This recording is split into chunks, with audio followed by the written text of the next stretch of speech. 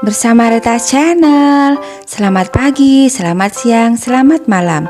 Hai, apa kabar anak-anak? Semoga sehat, bahagia, dan selalu dalam lindungan Tuhan Yang Maha Esa. Sudah siap belajar? Sebelum belajar, jangan lupa berdoa dulu ya. Selamat belajar, tetap semangat.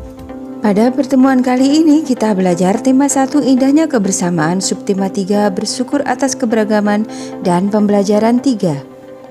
Dan materi kita adalah permainan tradisional engklek, gagasan pokok dan gagasan pendukung, serta sifat bunyi memantul dan menyerap. Sebelumnya kamu telah belajar tentang permainan bakyak. Menarik bukan? Kamu tentunya senang dengan mencobanya. Permainan tradisional lain yang cukup menarik adalah engklek. Tahukah kamu permainan ini? Ayo kita coba bersama. Pernahkah kamu bermain engklek?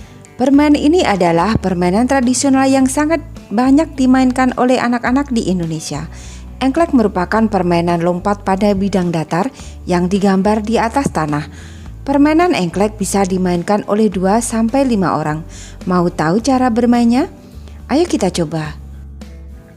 Permainan engklek, jumlah pemain adalah 2-5 orang. Peralatan adalah gacuk atau pecahan genting, kemudian kapur atau tepung untuk garis batas. Jika kalian bermain di atas tanah, cukup garis dengan ranting atau dengan gacuk kalian. Cara bermain: 1. Lompatlah dengan menggunakan satu kaki di setiap petak-petak yang telah digambar. 2. Siapkanlah gacuk sebelum bermain. 3. Lemparlah gacuk ke salah satu petak. 4. Petak yang ada gacuknya tidak boleh diinjak atau ditempati oleh setiap pemain. 5. Lompatlah ke petak berikutnya dengan satu kaki mengelilingi petak-petak yang ada. 6. Pilihlah sebuah petak yang dijadikan sawah setelah menyelesaikan satu putaran. Petak itu boleh diinjak dengan 2 kaki. Pemain lain tidak boleh menginjak petak itu selama permainan. 7. Pemain yang memiliki sawah yang paling banyak adalah pemenangnya. Bagaimana anak-anak? Menarik sekali bukan permainan engklek itu? Kalian bisa memainkannya dengan saudara-saudara atau teman kalian di rumah. Selain permainan engklek, bangsa Indonesia juga mempunyai banyak permainan yang diwariskan secara turun-temurun. Mari kita cari tahu lebih jauh tentang budaya Fahombo batu atau lompat batu yang biasa dilakukan oleh masyarakat Nias. Fahombo batu. Tradisi lompat batu berasal dari suku Nias. Suku Nias berasal dari Pulau Nias yang terletak di sebelah barat Pulau Sumatera. Lompat batu atau yang dikenal dengan nama Fahombo batu merupakan ciri khas masyarakat Nias.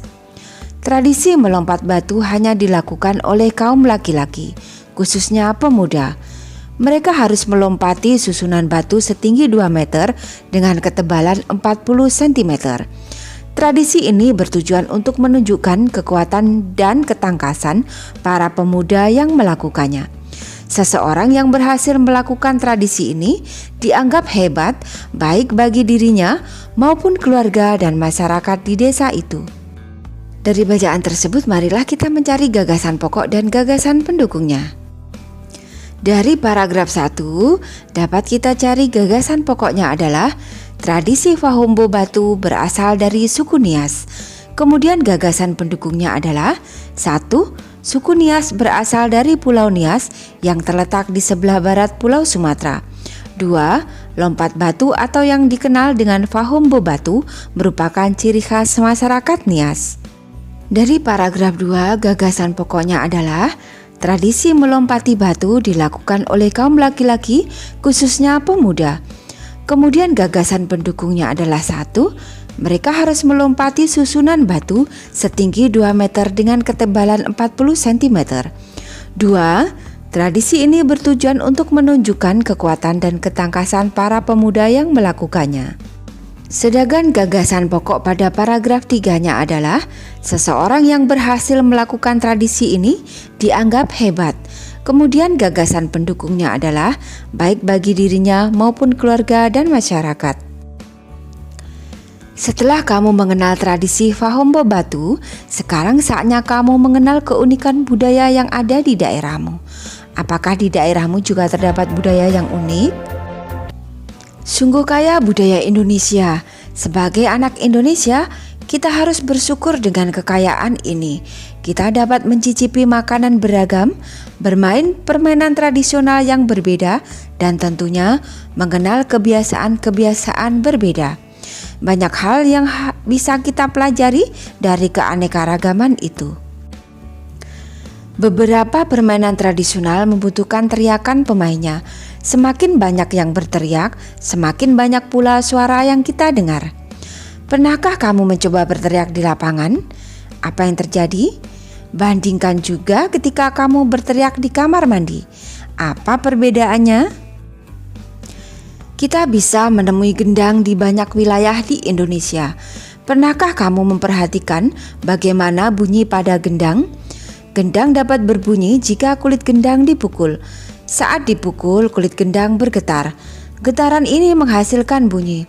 Bunyi tersebut masuk ke sebuah rongga yang terdapat di bawah kulit. Bentuk rongga mempengaruhi bunyi yang dihasilkan. Makin kecil dan panjang rongga pada gendang, makin nyaring bunyi yang dihasilkan. Anak-anak, sekarang mari kita baca teks tentang pemantulan dan penyerapan bunyi agar kamu lebih paham. Pemantulan dan penyerapan bunyi. Bunyi dapat dipantulkan dan diserap. 1. Pemantulan bunyi. Sebuah kelereng yang kita lempar ke dinding yang keras akan mengalami pemantulan. Demikian juga dengan bunyi.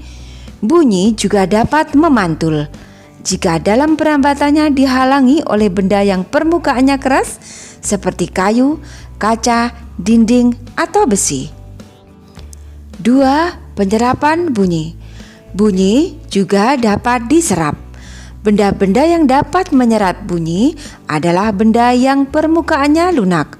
Benda yang demikian disebut dengan peredam bunyi. Misalnya, karpet, goni, kertas, kain, busa, dan wol.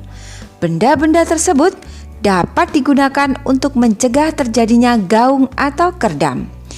Dinding dan langit-langit gedung pertemuan, studio rekaman, dan gedung bioskop dilapisi dengan bahan-bahan tersebut supaya tidak terjadi gaung atau kerdam. Macam-macam bunyi pantul. 1. Gaung atau kerdam. Gaung atau kerdam terjadi karena bunyi dipantulkan oleh dinding yang jaraknya tidak jauh dari sumber bunyi. Hal itu menyebabkan datangnya bunyi pantul bersamaan dengan bunyi asli yang belum selesai terucapkan. Akibatnya, bunyi pantul mengganggu bunyi asli sehingga suara yang terdengar tidak jelas. 2. Gema. Gema terjadi karena bunyi dipantulkan oleh dinding yang jaraknya jauh dari sumber bunyi. Hal itu menyebabkan datangnya bunyi pantul setelah bunyi asli selesai terucapkan. Jadi, bunyi pantul yang terdengar lengkap sesudah bunyi asli. Gema sering terjadi di goa-goa, lembah-lembah, dan bukit-bukit yang jaraknya jauh serta permukaannya keras dan rapat. Selain itu, gema juga dapat dipergunakan untuk mengukur kedalaman jurang atau goa. Sekarang Ananda di rumah coba bersama teman kalian, bersama saudara atau bersama orang tua kalian, lakukan beberapa percobaan berikut. 1. Ambil beberapa botol atau alat lainnya yang menghasilkan bunyi seperti ember, gelas, atau kaleng. 2. Bunyikan peralatan tersebut di dalam ruangan. 3. Bunyikan peralatan tersebut di luar ruangan. 4. Catat hasilnya dan bandingkan. Nah, catatannya kurang lebih akan seperti ini. Bunyikan peralatan tersebut, misal ember, gelas, atau kaleng, di luar dan di dalam ruangan. Hasilnya adalah peralatan tersebut menghasilkan bunyi atau suara yang merambat. Bunyi dapat dipantulkan dan diserap. Bunyi yang terdengar di tempat yang jauh dari sumber bunyi adalah gema. Sedangkan gaung atau kerdam adalah bunyi dipantulkan oleh dinding yang jaraknya tidak jauh dari sumber bunyi. Perbedaan bunyi saat di dalam dan di luar ruangan adalah Bunyi di dalam ruangan lebih keras daripada di luar ruangan. Hal ini terjadi karena bunyi di dalam ruangan mengalami pemantulan berupa gaung atau kerdam. Anak-anak, sampai di sini dulu pelajaran kita pada hari ini. Semoga bermanfaat, tetap semangat, jaga kesehatan dan selalu bahagia. Sampai jumpa.